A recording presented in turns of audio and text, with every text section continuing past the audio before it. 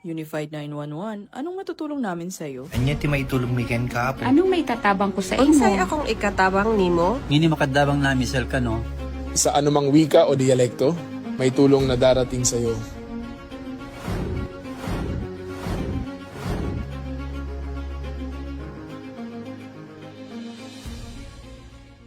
Lilingkod sa bawat Pilipino at magbibigay ng tamang impormasyon para sa tahimik at maayos na Pilipinas. Police News Network, alagad ng batas, tagapagtaguyod ng balitang pulis, sandigan ng mamamayan, patnubay ng katotohanan. La Campo Crame, maghahatid ng pinakahuling kaganapan at nagbabagang balita. Ito ang PNN Police News Network. At ngayon, ang inyong mga tagapagbalita. Magandang araw, bagong Pilipinas. Ako ang inyong alagad ng batas, tagataguyod ng Balitang Pulis, Patrolwoman Mary Grace Artizuela mula sa PNP Anti-Cybercrime Group. Maghahatid sa inyo ng tamang balita, kwento ng pulis at serbisyo para sa mamamayan. At ito ang PNP News Online. Ang pangunahing balita ng Police News Network, alagad ng batas, tagataguyod ng Balitang Pulis.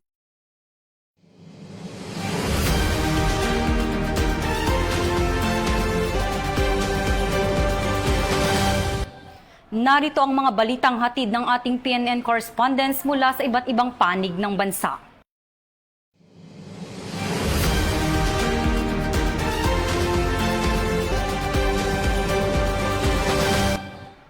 Walang takas ang isang robbery suspect matapos itong matuntun ng mga operatiba ng pulisya sa Nazareth, Cagayan de Oro City.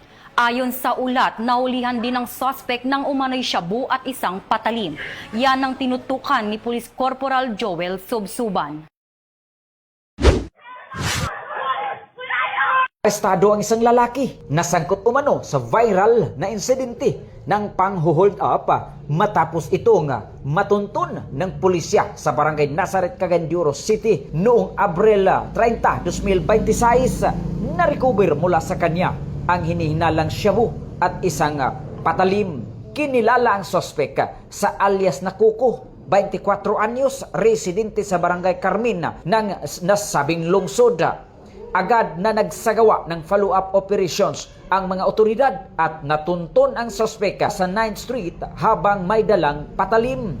Sa paglapit ng mga pulis, nakita ang isang bladed weapon na tinatayang 15 pulgada ang haba nito. Nanlaban umano ang sospeka dahil upang magkaroon ng maikling habulan. Tuluyan itong naaresto sa loob ng bakuran ng San Antonio Parish Church sa 12th Street ng nasabing barangay.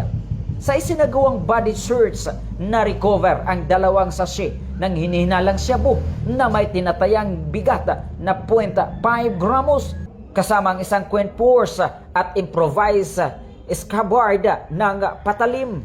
Isinailalim sa forensic examination ang mga nakumpiskang illegal na droga sa Regional Forensic Unit 10 sa Patag, Cagayan de Oro City. Sa kasalukuyan, nasa kustodiya na ng Police Station 9 ang sospeka habang inihanda na ang mga kasong paglabag sa RA 9165 at illegal possession of bladed weapon laban sa kaniya.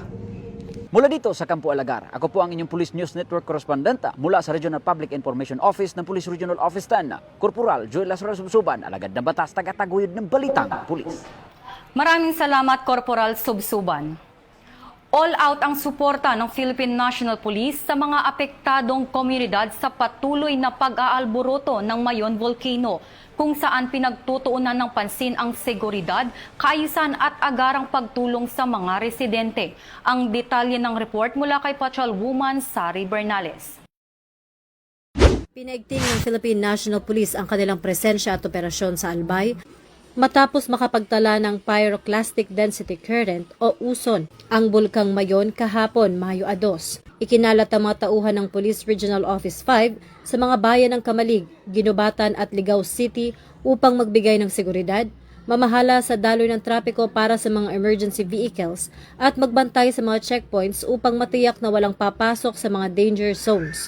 Aktibo ring nakipagtulungan ng kapulisan sa mga lokal na pamahalaan at Office of Civil Defense sa paglikas at pag-alalay sa mga residente patungo sa mga evacuation centers.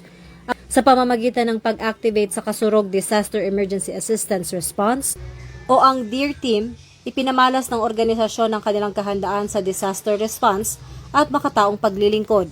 Ang hakbang na ito ay bahagi ng layunin ng bagong PNP para sa bagong Pilipinas na maghatid ng serbisyong mabilis, tapat at tunay na nararamdaman ng mga mamamayan, lalo na sa aspeto ng kaligtasan at kaayusan sa mga lugar na apektado ng kalamidad.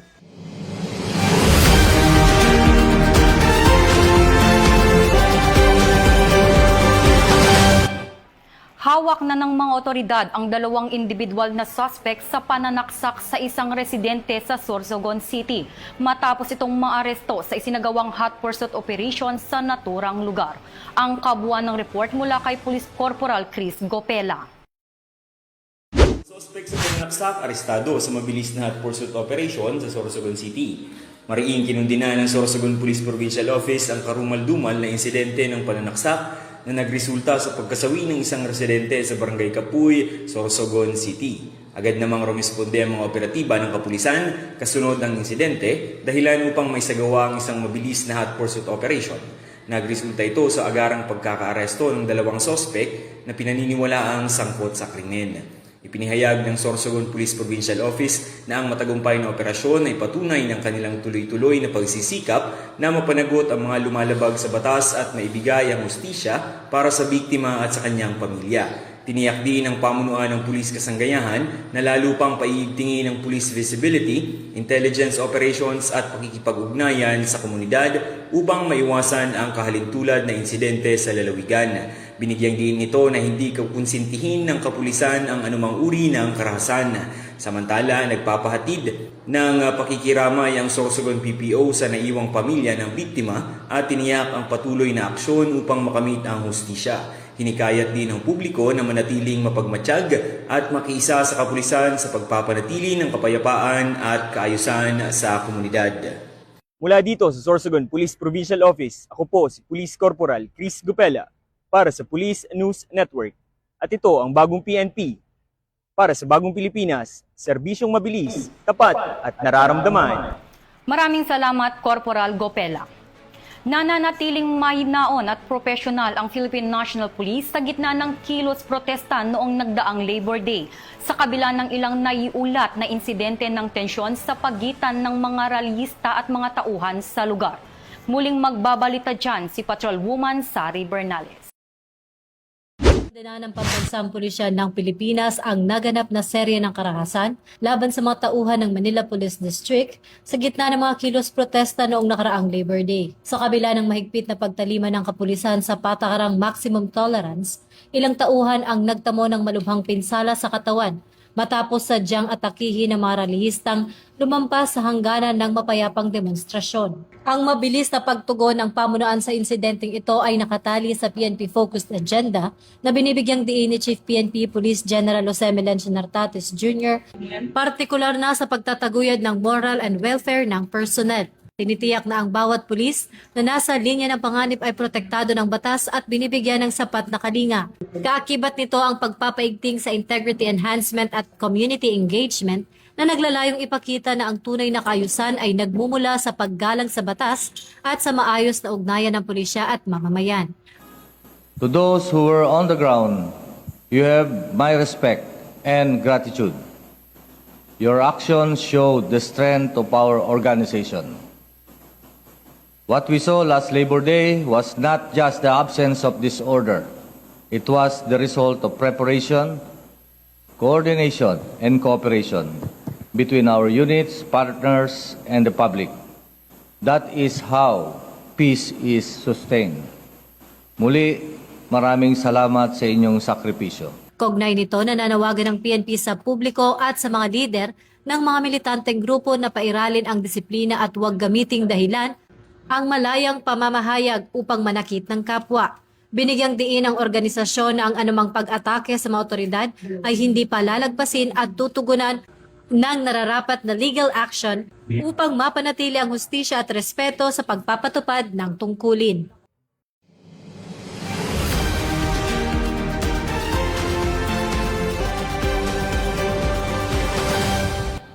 Pinangunahan ng Sorsogon Police Provincial Office ang isang makabuluhang Memorandum of Agreement signing kasama ang Sorsogon College of Criminology Incorporated na layuning palakasin ng ugnayan sa larangan ng edukasyon at pagpapaunlad ng kasanayan ng mga estudyante. Nakatutok dyan si Police Staff Sergeant Angeli Yonson. Nagawa ang recitation, dialogue, at MOA signing ceremony sa Sorsogon College of Criminology Incorporated na dinaluhan ng mga opisyal ng kapulisan, pamunuan ng paaralan at iba pang stakeholders. Pinangunahan ni Police Colonel Alex Daniel, Provincial Director ng Sorsogon Police Provincial Office, ang aktibidad kung saan naghatid siya ng mensahe ng suporta at inspirasyon sa mga mag-aaral at faculty ng institusyon. Binigyang diin ni Police Colonel Daniel ang kahalagahan ng matibay na ugnayan sa pagitan ng kapulisan at akademya upang higit na mapalakas ang disiplina, kaalaman at kahandaan ng mga susunod na henerasyon ng criminology professionals. Kasama rin sa mga nanguna sa panig ng akademya si Dr. Maria Soledad Quiñones, Administrator ng SCCI, na nagpahayag ng buong suporta sa layuning mapalawak ang oportunidad ng mga estudyante sa pamamagitan ng mas pinatibay na partnership sa hanay ng kapulisan. Layunin ng nasabing MOA signing na higit pang pagtibayin ang kooperasyon ng dalawang institusyon, partikular sa larangan ng training, immersion at exposure ng mga mag-aaral sa aktwal na operasyon at serbisyo ng pulisya. Ayon sa Sorsogon PPO, ang aktibidad ay patunay ng patuloy na kolaborasyon ng kapulisan at akademya tungo sa pagpapaunlad ng kalidad ng edukasyon at pagpapanatili ng kapayapaan at kaayusan sa lalawigan ng Sorsogon. Mula dito sa Sorsogon Police Provincial Office, ako po si Police Staff Sergeant Angeli Bionson, nag-uulat para sa Police News Network, at ito ang bagong PNP para sa bagong Pilipinas, serbisyong mabilis, tapat at nararamdaman. Maraming salamat, Staff Sergeant Yonson. Sa tuloy-tuloy na kooperasyon ng pulisya kontra kriminalidad, tinatayang 11 milyong pisong halaga ng pilfered oil o paihi ang nasabat ng mga operatiba ng Criminal Investigation and Detection Group sa lalawigan ng Batangas na nagresulta sa pagkakaaresto ng isang suspect sa krimen. Muling magbabalita dyan si Patrolwoman Sari Bernales. May ng batas ang isang 36 anyos na truck driver matapos sa matagumpay na operasyon ng Criminal Investigation and Detection Group, Batangas Provincial Field Unit, laban sa iligal na bentahan ng langis o paihi noong Biyernes ng gabi, Mayo 1. Ang joint operation na nilahukan din ng Provincial Intelligence Unit at Lemery Municipal Police Station ay nagresulta sa pagkakaaresto sa suspect sa Purok 3 Mataas na Bayan, Lemery, Batangas, bandang alas 9 ng gabi. Nakumpiska ng mga otoridad ang tanker truck na lulan ang mga ninakaw na petroleum products na may kabuang halaga na tinatayang lampas sa 11 milyon na nakatakda ng ituloy ang biyahe patungong Bacoor, Cavite matapos ang iligal na salinan. Ayon kay Chief PNP Police General Jose Melencio Nartates Jr., ang tagumpay na ito ay patunay ng dedikasyon at profesionalismo ng kapulisan na ipatupad ang batas ng walang kinikilingan upang maprotektahan ang mga lehitimong negosyo at ang interes ng mga mamimili. Nananawagan naman ang pamunuan ng PNP sa publiko na manatiling mapagmatsyag at huwag tangkilikin ang mga produktong petrolyo na nagmula sa mga iligal na operasyon gaya ng paihi dahil bukod sa labag ito sa batas, panganib din ito sa kaligtasan ng komunidad. Hinihikayat ang bawat mamamayan na agad iulat sa pinakamalapit na himpilan ng pulisya ang anumang kahina-hinalang galaw ng mga tanker o iligal na bentahan ng langis sa kanilang lugar. Sa pamamagitan ng aktibong pakikipagtulungan ng bayan, mas mapapabilis ang pagsugpo sa mga ganitong uri ng krimen tungo sa isang mas ligtas at maunlad na Pilipinas. Mula rito sa Campo Crame, ako si Patrolwoman Sari Bernales, nagbabalita para sa Police News Network. At ito ang bagong PNP para sa bagong Pilipinas, serbisyong mabilis, tapat at nararamdaman.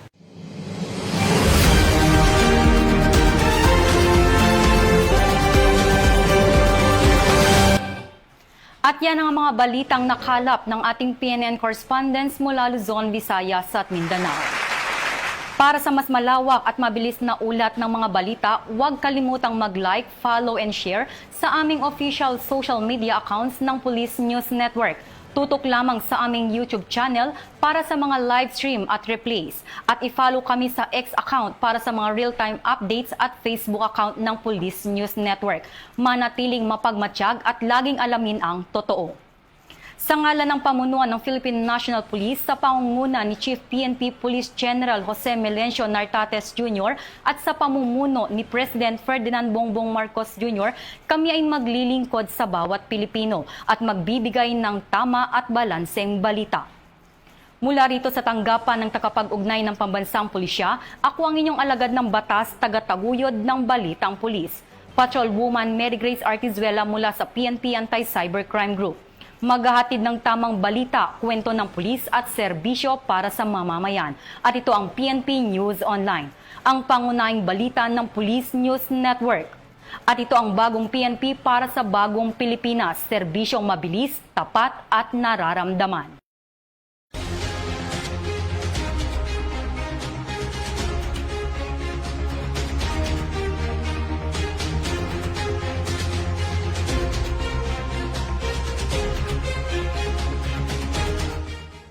Police News Network, alagad ng batas, tagapagtaguyod ng balitang pulis.